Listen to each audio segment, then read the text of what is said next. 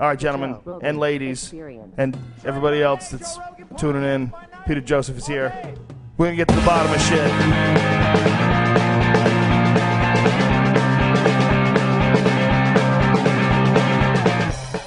We're going to get to the bottom of shit. People came, everything was cool, everyone liked it, it was very dramatic, some people walked out, some people really liked it, some inspired Q&A. It was a catharsis for me. I was in advertising, I was doing shit that I didn't appreciate doing, is what this system does, it forces you into a particular pocket for the most of us. For a lot of people, we don't necessarily enjoy what we're doing, so this is a catharsis, and the unique thing about it is it was so honest. This is a very honest work for me. I didn't really think about approaching a demographic. And when it went online on Google Video, before YouTube, this is when Google Video was the only internet video site that actually had full-length stuff. And very rarely you'd hear about feature-length films getting there. And I just happened to hit that paradigm right then, and it went crazy viral, and the lawsuits were threatened, and everyone thought it was some big documentary, big production. They had no idea the background of it. What kind of lawsuits were threatened? Just the people that are in it. That film was a fair use film. It was not intended to be released. So whenever people saw like 20, 30 million views in the first year, everyone's seeing dollar signs as though, I wasn't even selling anything. I wasn't intending to. And then eventually I went back, tail between my legs with all these people cause the whole thing's full. The whole thing's a montage of the zeitgeist. It's just one big cluster of all sorts of different personalities kind of mushed together. So you obviously are surprised by the response of the first film. You had no idea any of this was going to happen. God, no. I certainly had no intention to make a second film. I never considered myself a filmmaker. I was always musically driven. And then Addendum came out in 2008, and that was picked up by the Artivist Film Festival, shown here at the Egyptian Theater. That had a huge response, even larger in a certain sense, because it was the first time it had been publicly displayed, this whole phenomenon. And then that carried over into the Zeitgeist movement, which was basically the thought experiment I had. I was like, okay, we have these film series, we have plenty of people like Michael Moore making films. Do they really support change, though? Are they really doing anything to actually initiate a community effort to get something going? And at that point in time, I had no idea what that would actually be. It was, I figured, well, it says it in the movie. I don't know if you remember Zeitgeist Addendum. It says, join the movement, start the largest critical mass the world's ever seen to try and get some change going. And it seemed to take root. And then from there, it's been this kind of bubbling, changing, and morphing kind of phenomenon that's global.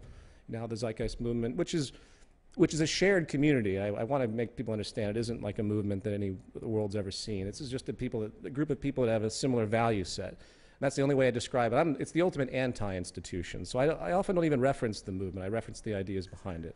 So you make this documentary, it gets out, and then all of a sudden you realize that there's this crazy movement behind it. Now, how do you attempt to organize it? How do you attempt, do you just get out of its way and let it organize itself, like sort of an Occupy Wall Street type thing? Volunteers from around the world. It was beautiful, actually, just getting all this communication from different demographics. The whole zeitgeist spectrum, the audience, if you will, for not just the films, but for the movement that are paying attention to these ideas is totally vast. You have people I've met kids that are like 10 years old with a little zeitgeist movement t-shirt on, up to 80-year-old men that are looking for something different. So it's amazing. And the ethnicity differences are massive. I want to be in Israel next month giving a lecture. It's truly unique. So it's a corruption of the system, the socioeconomic system, the legal system. To me, the entire socioeconomic system, namely economic, not only politics is an outgrowth, but I won't jump on that one, is one massive corruption of what it means to live on this planet, what it means to perfect good public health.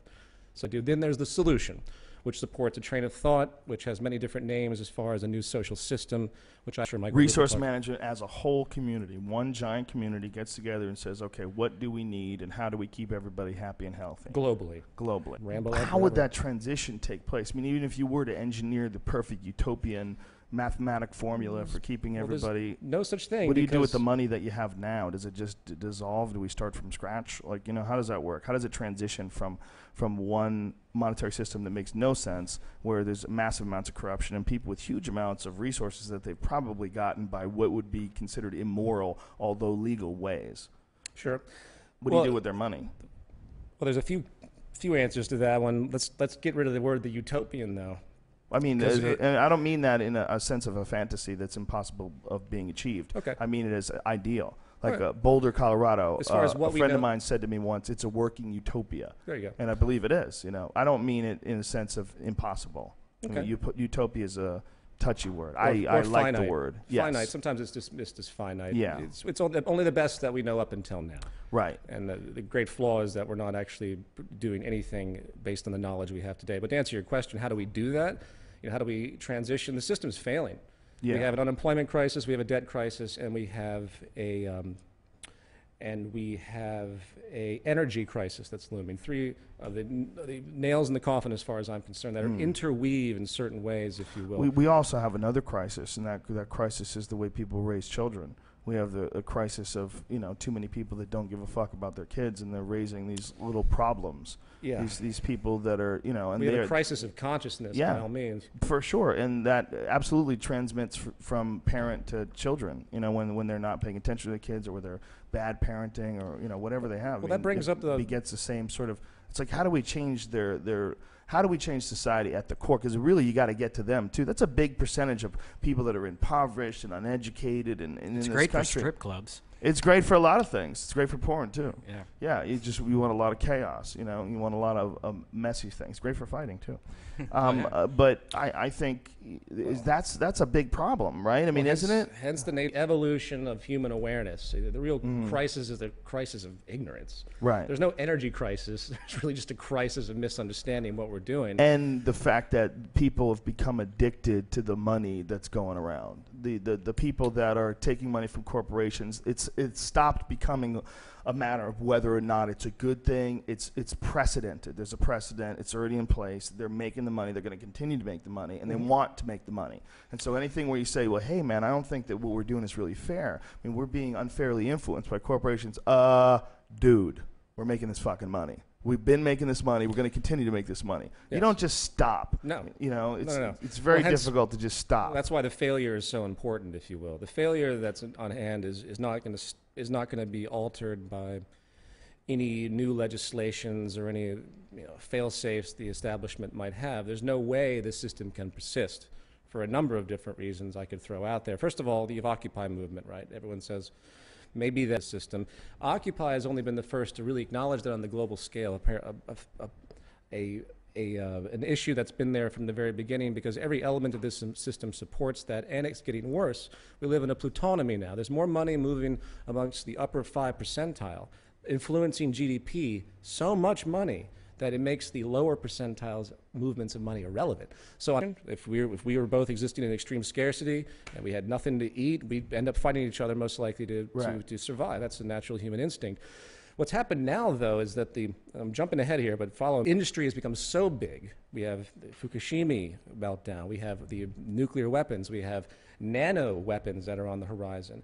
What we have now is we can't have the risk of this type of mentality being the forefront of our psychology. We can't have the self-betterment of the individual to be the forefront of us, because it goes against our long-term evolutionary fitness, which means the entire species is at risk. So to put it in a sentence, the self-interest that tends to dominate now, that really is the psychological fuel of all the motivations that you see. The greed, if you will. Greed is just an extension of the basic motivation. There's really no such thing as greed. It's just there in the system. All of that you see is going to fuck us all up until we begin to realize that we can't operate this way, because it's going to destroy us. Does that make sense? Nuclear war was the best example. You don't need passports to see the fallout. Nuclear winter would have taken over the entire planet if the U.S. and Russia went to nuclear war, even a minor war. It would have destroyed almost the entire human species. And a few scientists realized that, said, you know what, this isn't really a partisan or a country or a nationalist issue anymore. This is a life issue. So the greater our technology, the greater our ability, the greater vulnerability we have, and the more clear it becomes how we have to unify and make our self-interest become social interest if we intend to survive as a species. And this is the great paradigm shift of all human thought. So what do you do with all the weapons?